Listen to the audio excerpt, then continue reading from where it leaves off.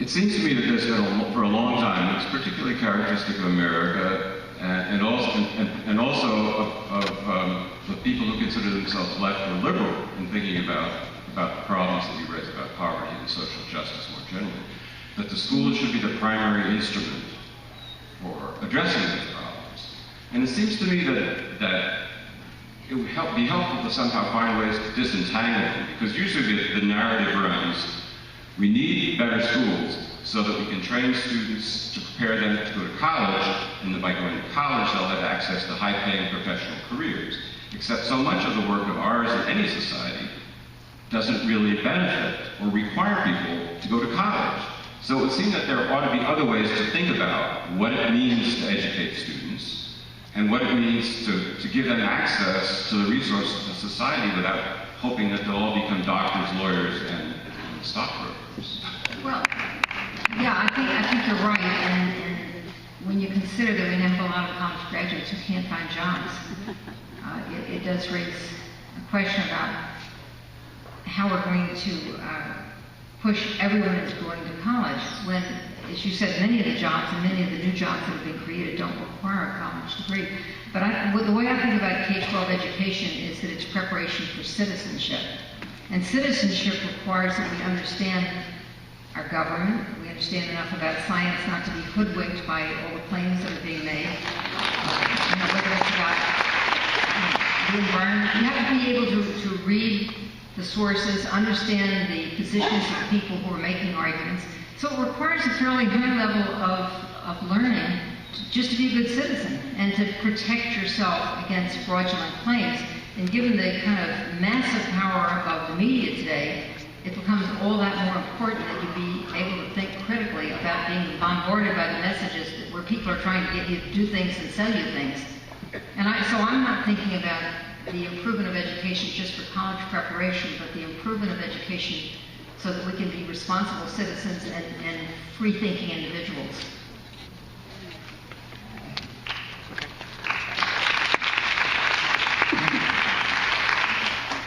Hi, my name is Solomon Burnett. I'm a city council candidate in Durham, and education policy is really important to me. I've had the privilege and experience of being educated in both public and private institutions for elementary and higher education. And one thing I've noticed across the board is that the difference in what I learn happens to be more pedagogical and curricular. It's how I'm taught and the assignments I'm asked to turn in and what's acceptable and what's not. Though when I hear about education, particularly around public schools, the conversation always goes to funding. I've studied at elite schools in the Middle East, and they taught us to write Arabic with sticks in the sand.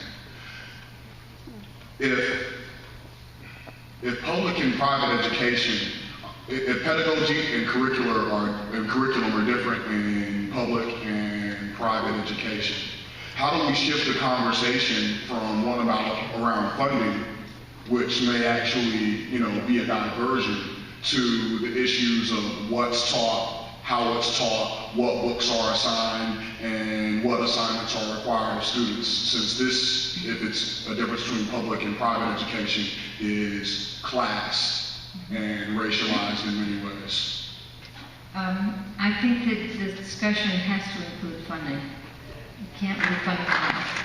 Because if you want children to do well in school, they, particularly the kids who have the highest needs, should have smaller classes. I think the research is very clear that especially young African American children benefit by small classes. And yet, as I mentioned about Detroit, they're exploding the class sizes. And that's about funding, because it's expensive to provide small classes. I've seen schools where the technology was absolutely first rate, and it would be wonderful if all of our kids had access to that kind of technology to help prepare them for whether it's the workforce or just to learn better, because it's more engaging to learn when you see things. You have the book in front of you, but you also can see the visualizations on the screen, and the teacher can do all kinds of exciting things. That's about funding too. And paying teachers a decent living wage so that it's not a vow of poverty to become a teacher, that's about funding. So in the end, it all does come back to funding, and we're not going to have kids learning with a stick in the sand. Because, you know, we're supposed to be the best in the world, so we should live up to our aspirations. Follow-up. Do you have any commentary on the differences between what people are taught in public education and what people are taught in private education? Well, you know, there's tremendous variety in private education. And if you know, the really good private schools are highly selective. And they have, if you could reproduce the school like Sidwell Friends, where President Obama sends his children, or the school that Bill Gates went to, which is the Lakeside School in Seattle, you would have a school that had a tremendous arts program. Kids would be singing and dancing and painting and sculpting. There'd be a chorus, there'd be stringed instruments. What you find in the really good private schools is the big emphasis on the arts and experienced teachers and small classes and a beautiful campus. Gee, wouldn't it be great if we could do that in public education as well?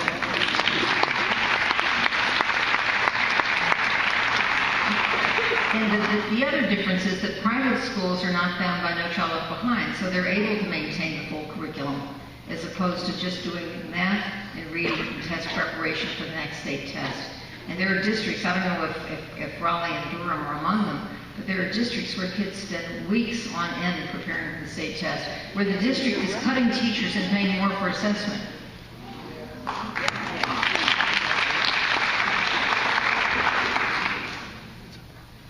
Upstairs?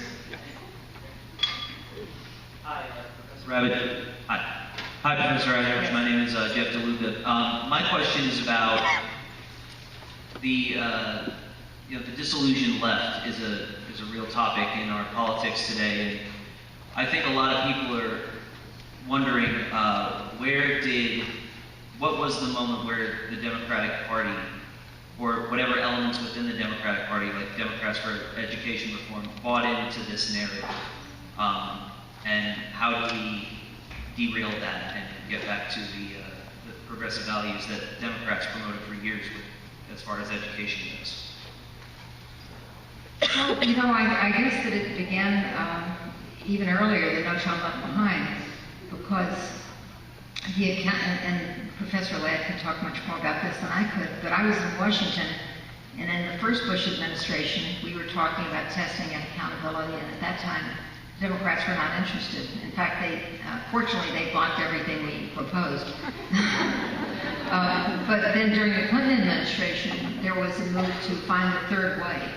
And the third way was we're going to find a middle ground. And so the Clinton administration began to say, because there just seemed to be this great wave of enthusiasm nationally, a lot of it coming from Southern governors, saying that accountability was the answer. And as I pointed out, we did see rising scores using no-stakes measures. We saw scores rising in many states in the 90s, but then it all flattened out as soon as we made it a federal policy. And your question is a hard question, which is, why is there now no voice at the national level in the Democratic Party to say this is all gone wrong? It's the tragedy of the death of Paul Wellstone, who said it's all wrong. It's the tragedy of the loss of Russ Feingold in Wisconsin, who said this is all wrong. Governor Jerry Brown in California gets it, but he's not going to be a national political candidate because he's his old scion. He understands that just sucking up a lot of data doesn't improve schools. And it's, all I can suggest to you is that we all have to do what we can do wherever we can do it, whenever we can do it. I've been on this kind of whirlwind speaking tour now for about a year and a half, and I think next spring I'm going to stop because I've done everything I can do, and I'm going to ask everybody in this audience, at least if you agree with me, to pick up the burden, because we have to continue to argue for a better vision. I mean, it's a vision of education. It's a vision of each child being, it's this, I was talking about this today with the people at Durham Public Schools. As we rate and rank children, and we use test scores, half are always going to be in the bottom half. And you know who's going to be in the bottom half. They're going to be poor, they're going to be black, they're going to be Hispanic, they're going to be non-English speaking or new English speakers, and they're going to be special ed. It's not surprising, and we're not closing the achievement gap. And one of the main right-wing thinkers just last week said, let's give up on all this achievement gap mania. Stop talking about it. There's no political future in talking about the achievement gap. So we have now a system in place of rating and ranking every human being. And it's not productive and it's anti-human. We need a new vision of what education can be.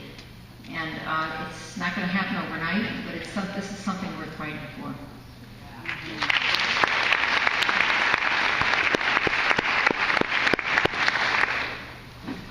Hi. First, I want to thank you for having the courage to speak your mind and do it with such eloquence and having really researched the whole field before you passed your opinion. I have so many things that I want to say or ask or comment, but I'm going to limit it to a pet peeve of mine, which is possibly very naive. But my question goes back to a couple of things you said about testing in itself not being bad, about the evidence from the National Research Council, and then even about with your answer to a previous question about teaching our citizens to read and think critically and be able to sort of separate the wheat from the chaff when it comes to figuring out what's really going on. It comes full circle. If we know, as we do, that tests are meant to be used in one way, and yet we insist on using them in ways that they weren't meant to be used, I don't understand why. It's such a basic question to me, but the validity of a test is associated with its use. It's not associated with the test itself. So there's all this talk about testing and all this disparaging of testing itself, when I think it's just an irresponsible misuse of the test and the programs and the test scores, asking them to do things that they aren't meant to do. So my naive question is, why don't people get it?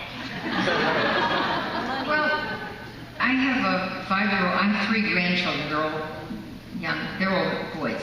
And the youngest, who's 5 years old, just started kindergarten. So I was recently on Martha's Vineyard, and it was in a debate that included Michelle Reed. And so my grandson said, well, what was your debate about? And I said, well, she likes tests a lot and I don't. And he said, why not? I love tests. And he, you know what? He'll be great. He will score at the very top, but he's got all the advantages. And that's what I'm trying to say is the market leads us to think only of ourselves. So my kids are fine, my grandkids are fine, but what about everybody else?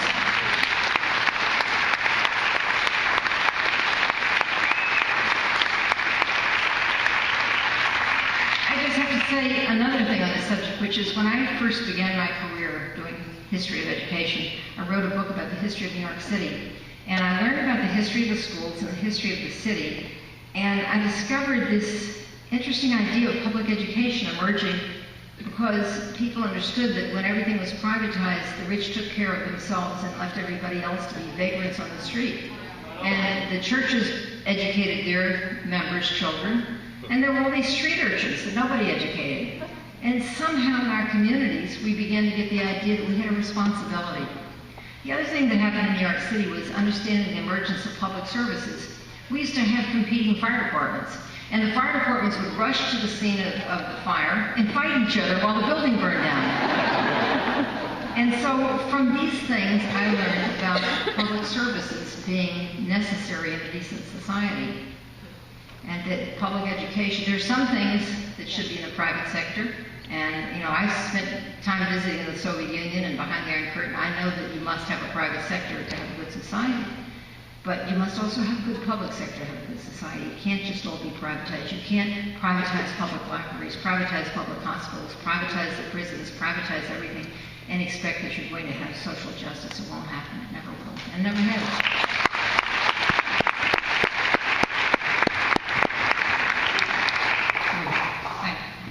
I'm just going to read this so I can be clear. I believe that testing and closing the achievement gap has sort of been spun as a civil rights issue. And by that I mean that are some that argue that the only way to serve kids living in poverty, to make sure that they're achieving, is to test them. Because of NCLB, it seems to me that these are the kids who most need a rich curriculum, and that they're the least likely to get it. So my question is, how can our community reframe this issue so that we don't just end up arguing about race? Thank you. Well, I want to agree with the premise of your question, and that is that the more I have seen the rhetoric of the reform movement, the more cynical, I think, the use of the civil rights analogy is. Because I have seen billionaires say, we are leaders of the civil rights movement of our time. And I'm sorry, but Martin Luther King died fighting for the rights of sanitation workers in Memphis, Tennessee. He was not fighting for Wall Street. And we have all these Wall Street hedge fund managers who think that they're civil rights leaders. So it satisfies their vanity to think that they can go to cocktail parties mingling only with other Wall Street hedge fund managers and clapping each other on the back and say, we're leading the civil rights movement. No, they're not. They have their own self-interest, and I would respect them if they said, I want for all children the same advantages that my children have. But instead, what I hear is talk, and I've blogged and had debates on the internet about this, I hear talk of the pedagogy of poverty, meaning that there's a special way to teach poor children, that they should have a boot camp, that they should learn to sit up, pay attention, look in the eyes of the instructor, walk in straight lines and not look to the left or right. If they're tempted to say something out of turn, blow an air bubble. Well, they don't tell that to kids at Phillips Andover and Deerfield Academy. So, the bottom line is, if we could afford it, we would give all those advantages to the kids who are the neediest. But instead, we shower them on the kids who have the most. And, I'm not a crazy, wild-eyed radical, and I know the score. I know that it's not going to happen. But it's something that we should be advocating for, because at least we could bring a little bit of a balancing of the scales. And, just to say, as an immediate reform, and people always ask me, what can we do right now? Make sure that every school has a wonderful arts program. That would be a good start.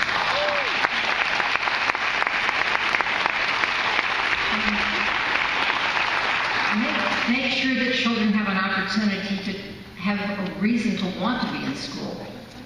They don't want to be in school to be tested. They want to be in school because their friends are there, but also because they're singing and dancing and doing things that they love doing.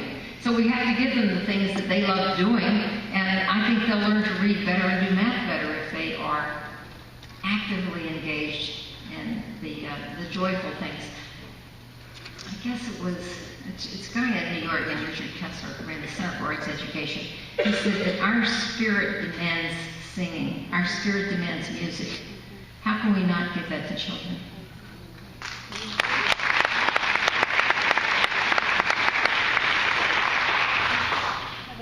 I'm a parent in Raleigh of a couple of kids in the Lake County Public Schools, and our school board and superintendent are allowed to go to a choice plan, it appears. I wondered if you could talk a bit about the pros and cons of school choice. Well, the pro is that you'll be in a market system where you, as an active, involved parent, can get the best for your child.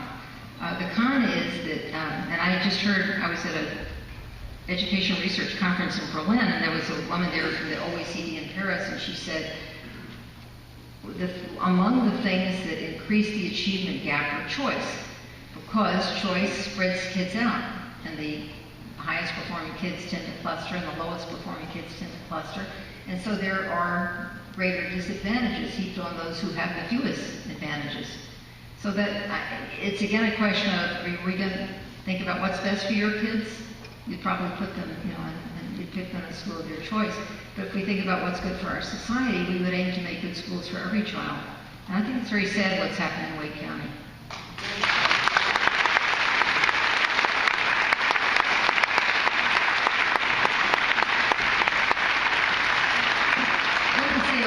I would say also that I think it's very sad that this agenda has the support of the nation's wealthiest people.